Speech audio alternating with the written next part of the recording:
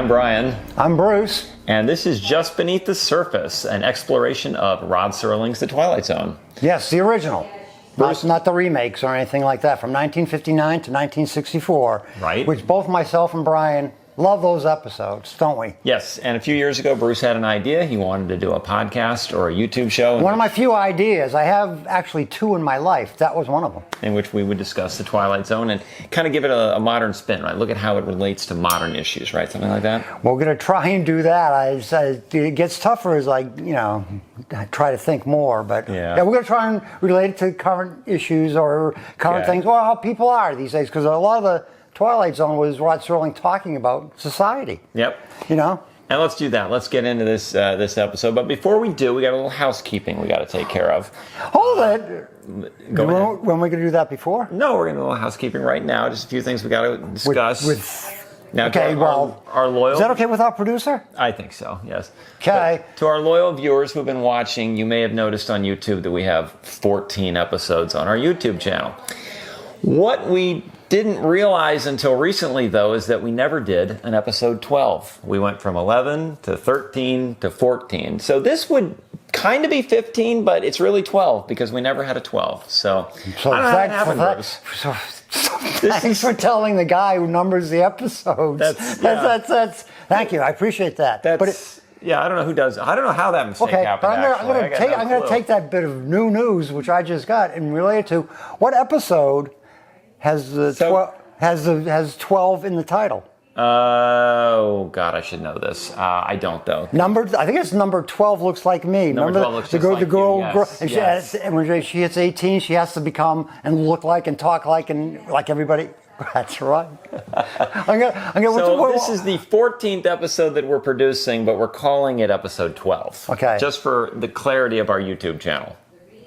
Does that make sense? Yes, it does. Okay. I was trying to think of the drink they have in that movie. But it's a happy drink. Smile, Mr. Smile. Smile. No, Mr. Smile. Smile in a cup. Smile in a cup. That's it. Yes. If you drink it, you're just happy. You know, like me and Brian are. Sometimes. Now, from that, we have to segue into a little somber moments. You know, just a few days before we recorded this, the star of one of our favorite episodes of The Twilight Zone passed away. I'm, of course, referring to Jean Marsh, who was 90 years old. And she was in The Lonely. One of the very first episodes, 1959, with Jack Warden, The Lonely. She was, my name's Alicia. What's yours? Alicia. She was the robot. My name's Alicia. The John Daner, he keeps saying the word robot all throughout the episode. He can't pronounce robot for whatever reason. Yeah. But that was a good episode, too. And that was like, wow, it's too bad. It ends with Jean Marsh saying, Corey. Right. Maybe we should do that episode. We should do a tribute to Jean Marsh sometime, yes, and The Lonely. Jack Warden, filmed in Death Valley. It's a very exciting episode. Why do people have to die? Yes. My guess. So anyway, here we are in episode 12. 14.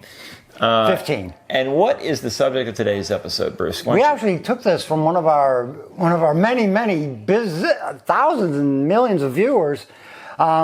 Not from Singapore, actually right here in America. Oh, we love you, Singapore. Mm-hmm. But it's from... It's from a good friend of mine named Billy Ray. Hello, Billy Ray. Thank you very much. And it's Little Girl Lost. Yes, this is an episode from season 3. And I have to admit, I was not all that familiar with it. I knew I'd seen it years ago, but I couldn't remember the plot too much. And I love it. And he loved it. So we loving it. So I think the angle we wanted to take on this today is this episode a hidden gem? Because it's not one that I think most people kind of think of. You know, they don't associate. It's like, you think about the 10 best episodes of The Twilight Zone. Does anyone really think of Little Girl Lost? No. I mean, but everybody has different opinions. But in general, no. Let me ask you this. When Sci-Fi Channel does its marathon, do they show this at 8 o'clock at night, or do they show this at 2 o'clock in the morning? 2 o'clock in the morning, okay, and I am usually up watching it. He's watching it, exactly. So, Bruce, since you are the expert, why don't you give us a rundown? What's the plot of Little Girl Lost? Well, some of the episodes, it starts coming down on the house, and then it goes to the bedroom, and you see your mother and father sleeping there. And all of a sudden, you hear this voice going, Mommy! And the husband hears and gets up, and the wife... Where are you? And he goes, and the wife kind of turns over and goes, what's that? And he goes, I'll take care of it. So the husband gets up, and he goes into the next room where the little girl is, named... Tina. Mm-hmm. And he goes in, he goes, darling, where are you, honey? Oh, you must have fallen under the bed. and stuff. So and then he say, "Come on out, I'll reach under. Come take my hand. Doesn't do it. So then he gets down, he looks under the bed. She's not there. But you can still hear what? Mommy, pick me up. That is too good. Daddy, I can't see you. But so what happens is they rather than call the police, which I thought was little, but I guess I think that'd be the go-to. I would think so. But if you can still hear your daughter, what do you get to tell the police? Hey, my daughter's missing, but I can still hear her. So, it's like the police would go, "You're drunk." This is where the father, his name is Chris, he has the bright idea that he's going to call his friend Bill, who happens to be a physicist. Right. Why he decides to call Phil, I have no idea. Because he thinks something weird is going on, because he can hear her somewhere. Yeah. So he's already thinking it's somewhere else. But I think what's going on here is that we've got 26 minutes to tell a story in this Twilight Zone episode, and they've got to fill it out. So it's like they've got to just move it along as quickly as they can. Which, by the way, they don't do later because early on they figure out what the problem is. The problem is she's somewhere else. She's somewhere else. The solution is, and I know there's no spoilers on this channel, but the solution is they've got to go into the portal and get her back. So, but you've got 10 minutes in between these where they're really drawing out the plot, kind of like starting, well, we know what we have to do, but it's 10 minutes of, well, where is Tina? We don't know where she is. Is this another dimension? What's happened to her? Well, one of the reasons I like it is because I like that. I like it. Don't get me wrong. Okay. I like this one. No, I know you. I'm just saying it's. But those 10 minutes drawn out where one of the main reasons, because I think the two actors, the mother and father, do a great job of showing angst, which if you're a parent out there, you would show the angst if your kid was missing. But to that, I will say that they already know the solution is to jump through the wall. No, they don't. Yes, they do. Not at the very beginning. No, because at the very beginning, when Bill the physicist comes over, and by the way, within a minute of arriving there, Bill says, "Oh, it's a portal to another dimension." Right. Bill, how do you know this? I mean, because he's a physicist. He's a physicist. And I think he saw at the end they say the fourth or fifth dimension, because there are 5 dimensions. There's 4 known, right? I think so. Right. There's 4 dimensions known. Right. Length, width, height, and passed out. This is the part where our viewers are turning over to something else. Okay, sorry about that. Continue. But anyway, so he draws the X's on the thing where the portal is going to be right there, and he throws a quarter through, and it goes right through. Yep. To another dimension. And at this point, somebody says, I forget which one it is, the mom or the dad, they say, no, Bill says, "We don't know what's on the other side." Right. And the mom says, "My daughter is on the other side." And she starts to run in, and he stops her. Any parent is not going to listen to what Bill says. They're going to jump through that portal and go get their kid back. But he stops her. She's going to run in. And she probably knows better, because, But that's the point where Chris the dad jumps in instead. Well, yeah, later on. But, a lot of people might, listen, I don't want to go into all things, but I knew some kid that was drowning once, and this is real, whatever. And their mother is screaming on the thing, saying, and my daughter, and I got up and went in and got her. This episode, she didn't go in and get her. This episode is good, but it would be great if it were only 10 minutes long. No. If it were, here's the problem, here's the end, here's the all the in between. I like it. Walking through the house, I call turning on the it pathos, radio. but I know it's not pathos. But I think I just show if it happened to you, especially if you're a parent, how you would feel. That's what I'm saying. They jump through the portal. They figure that out later. But and I guess I'm more a romantic, because I think the mother does a great job of showing real angst, that's part of the reason I like this. Not that it's somewhere else, but I do like it being someplace else, because I'd like to be someplace else. No, not really. But I think that's part of the allure of it, is just that, I don't know, emotion of it. And he even said it one of the critics said it, that it was an eerie thing for parents to watch. Because if you're a parent, but I'll give it to you. Maybe it was a little drawn out. So what basically happens? Okay, what happens next is that they finally get around to having the father, Chris. Oh, we missed a part. What's that? I'm sorry. Go ahead. The dog's barking outside. He goes, I got to let the dog in. Mac. Mac the dog, yeah. So they let the dog in. The dog immediately, like all great pets, especially dogs, and I love cats too, but he runs under and goes right through the portal. And as Chris, to find Tina. As Chris tells us, dogs sense things we don't understand. Yes. Me and dogs, we're the same. Yes.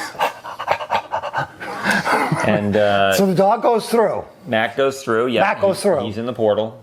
And what's on the other side, Bruce? Have we gotten to that yet? It's kind of like a weird thing, and it's turning upside down, and it's sort of blurry on the side, sort of like one of those cameras you can get that makes you look funny and stuff.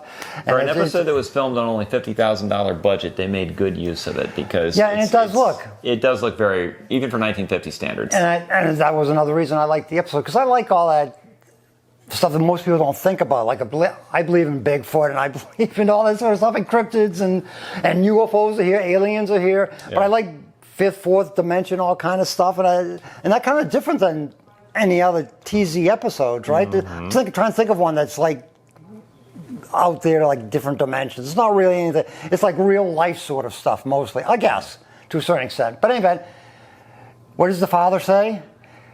Tina, follow Mac.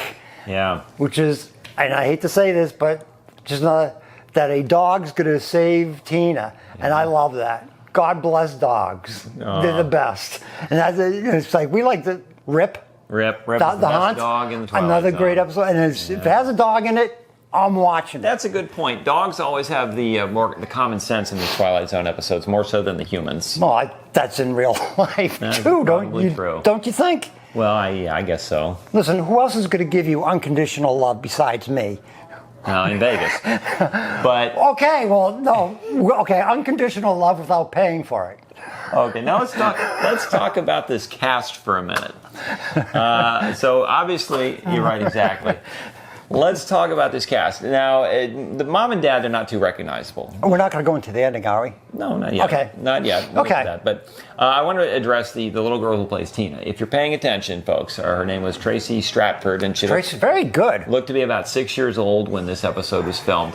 And about 2 years later, she was in another Twilight Zone episode. Oh, Bruce, which episode was she in? That was in. And I'll give you a clue. Her character name in this episode that we're talking about, Little Girl Lost, her character name is Tina. Living Doll. Yes. With Telly Savalas. Telly Savalas. She's the little girl. A lot of people don't like that, and I'm kind of antsy on that one because I don't like seeing kids being abused. Savalas is kind of a crumb in that episode. Yeah, he's a real crumb, but he gets his own from Yes. the doll Tina. But she was in that one too. Talking She Tina. was Talkie Tina. Although in this episode, Little Girl Lost, the voice we keep hearing all through the episode, "Mommy, help me," is not Tracy Stratford's. It was dubbed by somebody else. I forget the name. I do too, yeah. But- And let's talk about Tina in this episode. The way that because she's missing from the minute we get into the story, she's missing. Gone. So we, the audience, have no idea what she looks like.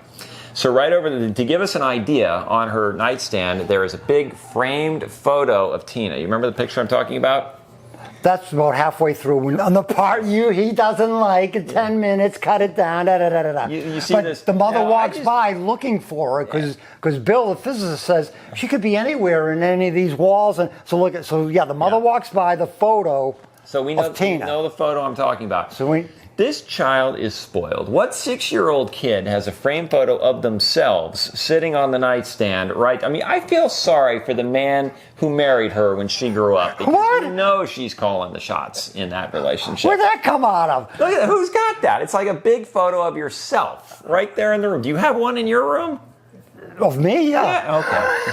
Just of yourself. Hold it. Do you want to lie down on the couch? No. I think we have some psychological issues going on here because of you walk into any no. It would be of her parents. It would be of her No, parents. it wouldn't. Nobody has a picture of themselves. Go to any, not to get off the subject, but go to Facebook, go to any place, and this is a good thing, and go to who are parents, their Facebook, and what are you to see? They're kids. Right. Yes, but they're not going to have a picture of themselves. Write in and tell us Yes. that I'm right, and as usual, Producer Mark, do Mr. you have a photo of Mr. yourself on Mr. your Wrong. nightstand? Okay, Mark is shaking his head. See? Negative. He does not. I don't have a hold picture it. of myself. Shake your head. I'm going to close my eyes and see if I can hear it. Go ahead.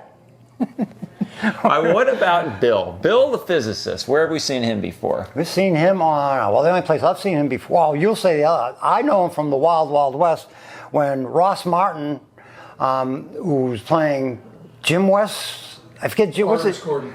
What's it? Artemis Gordon. Artemis Gordon. Ross Martin broke a leg or something, so they had to bring in Bill Aidman. Okay. I mean, Bill, is it Bill Aidman? I think it's Chris or Charles or something? Charles. Charles Aidman. Charles Aidman. Yeah. I'm sorry. So, I'm not right. So that's where I know him from, that he was in the West, Wild Wild West for a while, taking his place. Right. Now, I, of course, remember him from a few years after this from a classic episode of All in the Family. Which I did not remember, Yeah, the episode is called Lionel's Engagement, and he played the original Tom Willis, who would later be a main character on The Jeffersons.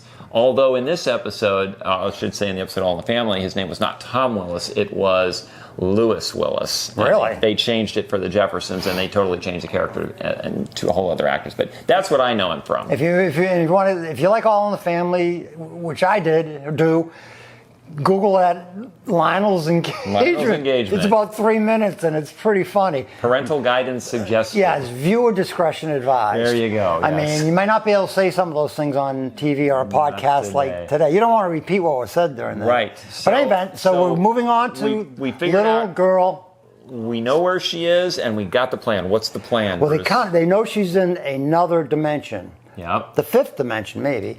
Wasn't that a group in the 70s? Yes. Okay. They sing some good songs. Yeah. Yeah. We'll put something right down here in the notes. Yeah. Okay. Want to get the album? No. I sell albums, by the way. So, so what happens is the father gets so frustrated he just jumps through. So he's actually the viewer at this point. He wants to move the story forward. Yeah, that's right. The father is saying, "Hey, there's enough of this corny romantic stuff that Bruce likes. I'm jumping through the portal. Right. I'm going through." And somewhere Brian says, "Thank God." And that's right. He's going, now I can go watch. Now I can go to Vegas with a lot of ones. Now I can watch another episode like what's the one we were just talking about? Anyway, go ahead. So he goes through and he can't see Tina anywhere, but he can hear her, and then he starts calling Max. Max. Come on, bring it to me, Max. And you can see the little girl holding on. It looks like she's holding on to her, onto Max. And of course, it's all turning upside down and it's blurry and all this sort of stuff. But finally, the girl gets close enough where you see the father just jump out, and he goes like this, and he grabs Tina, and thank God, he grabs Max too. That was, if he would have left Max in there, I would have shut it off right there. But nothing against Tina. Yeah. Nothing against Tina, but he grabs, or is Tina holding? No, he grabs both of them. And then all of a sudden, he's got them both, and all of a sudden, you see him get pulled out. Why? Bill pulled him out. Yeah. Yeah, Bill. Because supposedly during the entire time that the father was in there, he was halfway into the other dimension and still halfway. Let's call it the Phantom Zone, for lack of a better term. What do they call it? They call it the fourth or fifth dimension, right? Okay, well. The portal, whatever. Or as Sterling says. Oh, I said it, whatever. Or as Sterling says, for lack of a better term, the Twilight Zone. The Twilight. He was in the very good. So Bill pulls him out, and he goes, "Whoa, what's happening? Oh, it seems like I was in there for minutes." And you go, "No, just a few seconds," or something like that. And he goes, why'd you keep telling me? Because Bill was telling him, hurry up, Chris, hurry up. You saw him, he goes, "Why were you telling me to hurry up? You remember?" Yeah, Why? he did, because the hole was closing. Yeah, because he bit where the portal was, where they could put their arm through, it was now solid. Yep. And if Bill would have been caught there. Been halfway. Oh, not Bill, if the father would have been caught there. Chris. He would have been probably chopped in half, I guess. Who knows? Maybe he would have been like an amoeba and be like two of them. Here's right? Yeah. He could then grow and maybe in another dimension. Now here's something for you and the viewers to ponder. Do you think this episode inspired the movie Poltergeist? Because when you think about it, they're very similar themes. You've got a little girl who's missing. We don't know where she is. Good point. And she's in another dimension. I gotta write that down. That's Brian 1. Lack of a better word. The difference being that, Poltergeist had a big budget and it lasted 2 hours and there's a lot of slime involved. But could either this episode or the short story it was based on, could they have inspired the movie Poltergeist? Yes. You think so? Oh, who did Poltergeist? Spielberg, yeah. I would think so. And he's pretty open about saying where his ideas come from. So you could probably find that somewhere. I would think so. 82 was the year that this movie, that Poltergeist came out, and it was the year that he was starting to work on. Well, it's funny. I never thought about that. The similarities. It's very similar. Yeah, it's except that I think Twilight Zone did it right, and that they kept it to 26 minutes. Oh gosh. Yeah. Here we go, Mr. A. What do they call that? Attention deficit order. Exactly. Yeah. He's Mr. AD. You know, one thing we forgot to D-A. tell the viewers, Bruce, and speaking of AD, attention deficit, I know. we forgot to tell them to subscribe, because if you really like this show, we want you to subscribe to What it. do you mean if? Yeah. You say if? And we want you to hit the notification bell. And what's the third thing they're supposed to do, Bruce? Like us. Like us. That's always key. So, Or you can like one of us. like one of us. There's It's no really reason to like contest. both of us. Yeah, no but contest. maybe you should, because he's a good guy. So any closing thoughts on Little Girl? The question we asked at the beginning of this, is it a hidden gem? Yes, I think so. You think so? I would think so too. I may have sounded critical of this during it, but that's just because somebody has to be. And That's right. I like this. On a scale of 1 to 10, I'll give this a 7. I would too, about 7. So we're in the same boat. And if you have any ideas for future episodes, send them in, because as you can see, we did this one from a viewer. We take And your it was a good requests. idea. Good idea, my dear. And we enjoyed it. I mean, something Yep. we both got into. So until the next episode, this was episode 12 of 14 total, right? That's right. That's our little housekeeping. We will see you next time. I am Brian. I am Bruce, and we'll see you next time. Thank you for watching. Thanks. Bye-bye.